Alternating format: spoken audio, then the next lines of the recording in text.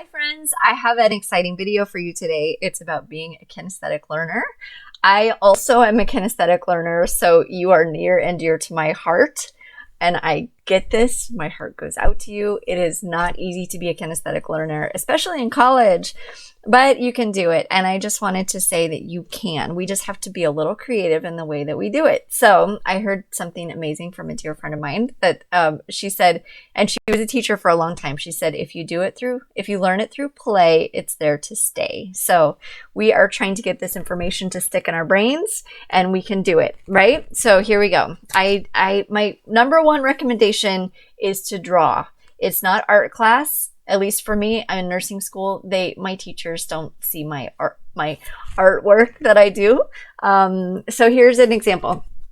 This is a patient with a condition called Cushing's. So here he is. He's very sick. And so as I was drawing him, I was feeling sorry for him, but I was learning at the same time because we learn through emotion also. Anyway, so here's his buffalo hump. He's got a moon face. He's got truncal obesity, so he's got a big tummy. He has stretch marks, purple striae on his belly. He's got brittle bones, so I drew him with a cast.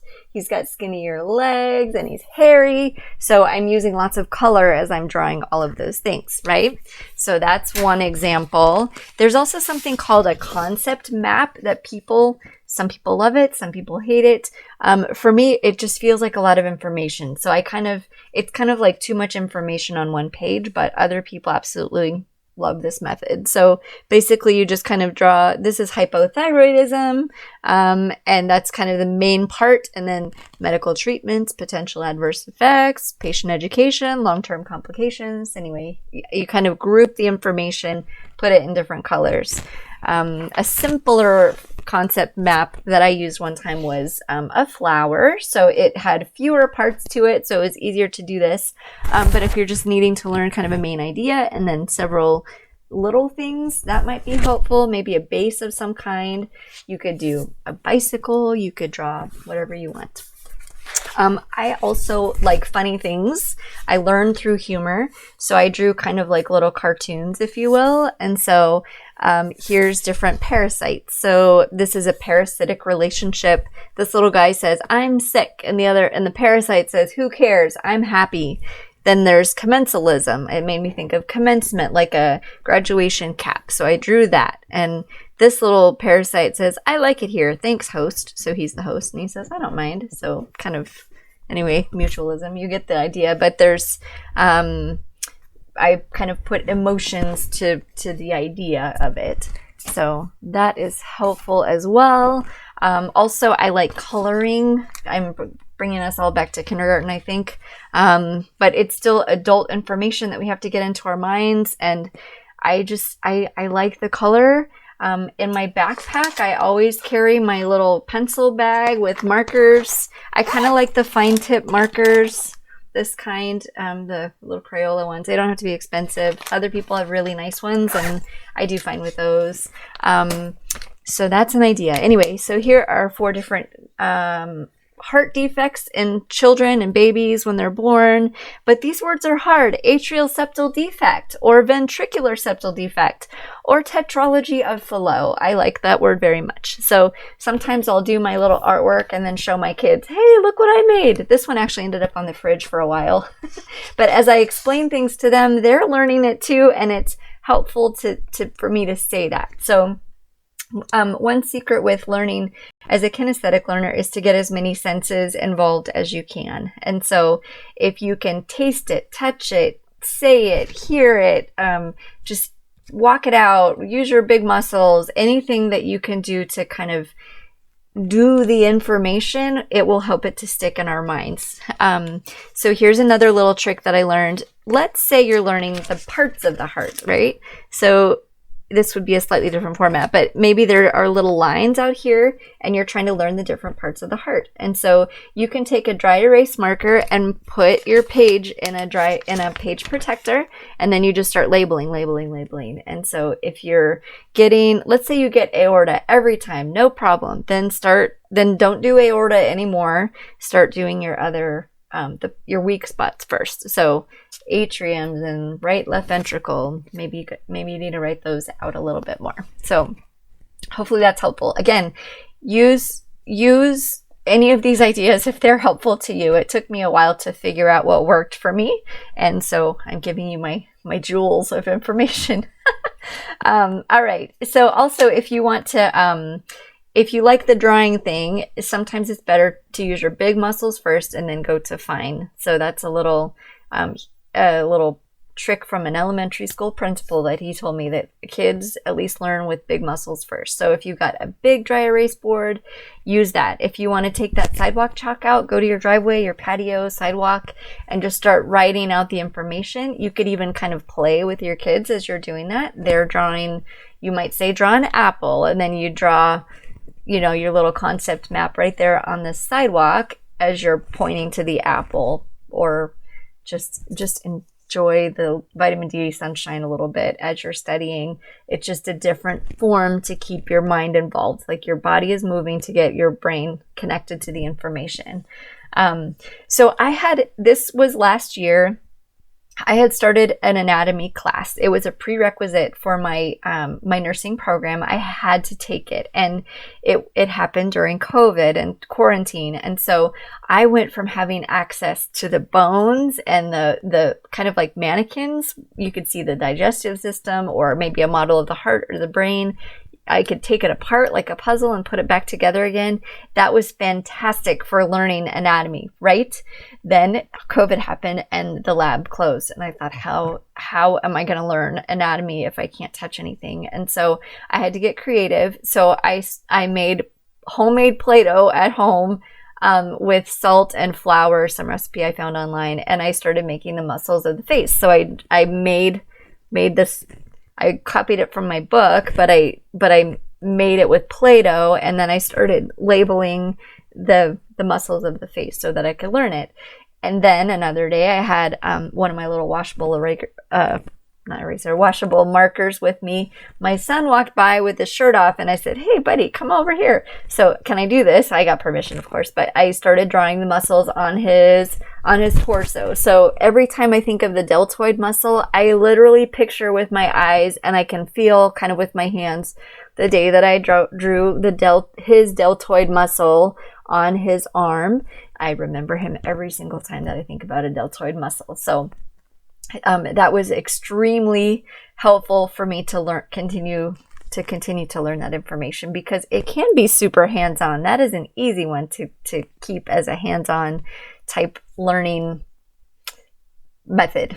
All right. Also, if you are trying to spell a word, let's say you're trying to learn a word, a term, if you've ever seen, this is hard for me to say, Word World. It's like a preschool show about words. I don't even know if it's still out there, but let's say, for example, you had a dog. And so they would make the form of a dog with a tail and a little nose and eyes. And again, very cartoon, like round googly eyes and a round nose or something and some whiskers. Very simple drawing. And they would put DOG with that form of the dog. Anyway, so, I mean, that would be an easy one. But if you're learning maybe a different language, or you're learning a different term, maybe a longer word. I'm thinking of just the word graduation. It's a long word, but you could make it wiggly, or you could do different things with the font. You could use like some calligraphy type markers with a chisel tip to make really beautiful words if you're trying to learn how to spell things. Really just what works for you. Also, I used to be a Spanish teacher, and I would invite people to my house, and we would play with words, and so I would label everything. So this one is just with sticky notes, but la mesa, I would write, so it means the table, and I would just put sticky notes everywhere. So la mesa, la cama, like the bed, the table, sticky notes were great. I could just put them everywhere. And so my poor family had to deal with sticky notes in the kitchen a lot. So I was trying to learn all these words, or teach all these words for my students. But if it's a foreign language you're trying to learn, that is a fantastic way. You go to bed, you see the word of the bed on your bed. So that's immersion. That's how we learn, right? Okay, here's a wacky one. Again, it's using senses, but I had to learn the values of potassium for nursing school. It's 3.5 to 5. I know that because I felt it when I wrote it with a Sharpie on a potato. Potatoes have potassium. So I can feel, it's like I can feel the potato in my hand when I'm taking the test and having to write that lab value or know it. It's really important to know this for our heart. If it's a very narrow window. Anyway, that's nursing school. But to learn that information, it was helpful for me just to go ahead and write it on a potato. No big deal, right? I can peel it off later if I want to. It's fine. So that is helpful. Okay, flashcards. I like flashcards. It's a little love-hate, I guess. It's a great way to learn information, but they tend to be a little boring to me. So I can do it for some things, but it's not my only way of studying. So I would get a big stack of flashcards. I just have a few here, but let's say you wrote tetralogy of Fallot. I feel fancy when I say that word. I don't know why. So tetralogy of Fallot, maybe I'll draw a little heart or something. And then on the back, just to clue my brain to get ready for this information. And then on the back side of the card, you just want to write a couple bits of information. You don't want loads of information that you have to get through. It's kind of like just a quiz card. I know people like Quizlet also. If you're a visual learner, I think that works pretty well. You have to make sure that the people that are making them know what they're doing. But if you find some that you like, or a smart kid in your class made them for the class, then sure, why not? Go ahead and do those. Anyway, same kind of thing. But with me, I physically like to write them out myself because I connect with the information again. Anyway, as I'm quizzing myself, or maybe my kids are quizzing me, if you know it, you know it. You put it in one stack. It feels like a game, right? If you don't know it at all, like, will you say that word again? I don't know what that means. Or can you read it to me? Or I'll read it myself. Yep, I don't know that. I got to keep working on that one. So that's the don't know it stack. Then there's kind of the middle stack that you're like, well, I kind of knew one thing on the back of that card, but not really. So that goes maybe in the middle. It should go like this, right? Got it? Down here, like right down here. Maybe goes in the middle. Don't have it at all. Then it goes to the other side, to my left over. Yeah, my right over here. Anyway, for the ones that you have, you got it, no problem. I can ace this. They go way off to the side. Goodbye. I gotcha. See you on the test tomorrow. That's fine. Or in a week, or whenever you're testing. The other two stacks, shuffle them up, keep working through them, and you'll get it. So just little by little. Have your kids quiz you. They I don't know, they kind of appreciate when mom is struggling to learn some information. So, and they want to help me. So come on, mom, you can do it. I remember I was driving one day and my daughter was quizzing me she was in the passenger seat and quizzing me. And so she helped me a lot. And so I was able to drive us where we were going. And I think that was a Thanksgiving actually. So she was just quizzing me until I could get it. So I was so grateful for her help. And I hear their little voices in my mind when it's time to take that test. So along with listening, okay, so this is tricky because these days there are lots of online lectures, lots of information that's kind of being thrown at you auditorially, and I don't always follow very well. I can kind of zone out. If I were just to sit here and stare at my computer and just listen to the information, it would like bounce off of my brain and go out the window or something. It would be gone. So I have to do something. My hands have to do something. So I knew a woman who would knit, and so she could participate in work meetings, and she would make these beautiful blankets for people having babies, and she could, that was her way to keep her hands busy so that she could learn the information. If knitting's your thing, great. Some people might need to go ahead and take notes or type it out. Type every word that the professor says because you're typing or you're drawing or you're writing. Fantastic. Go for it. Some people might need to keep their feet busy, like they have a little tennis ball or one of those little foot pedalers under their desk. I've heard of that. Some people might stretch, do a handstand. That feels a little like rebellious, I guess, if you're listening to a lecture.